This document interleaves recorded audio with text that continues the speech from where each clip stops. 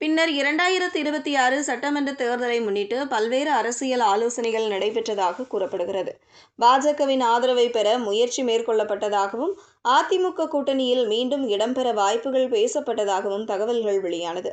ஆனால் அந்த முயற்சிகளும் உறுதியான முடிவுக்கு வரவில்லை. இதற்கிடையில் பன்னீர்செல்வம் தரப்பில் இருந்த சில முக்கிய நிர்வாகிகள் விலகி பிற அரசியல் அணிகளில் இணைந்தனர்.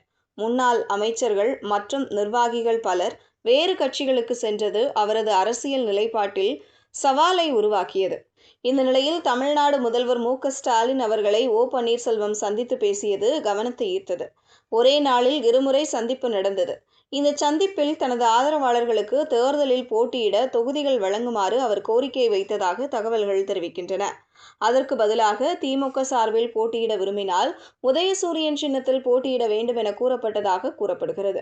இதனால் ஏற்பட்ட அதிருப்தி காரணமாக திமுகவில் இணையும் வாய்ப்பை பன்னீர்செல்வம் நிராகரித்ததாக அரசியல் வட்டாரங்கள் கூறுகின்றன.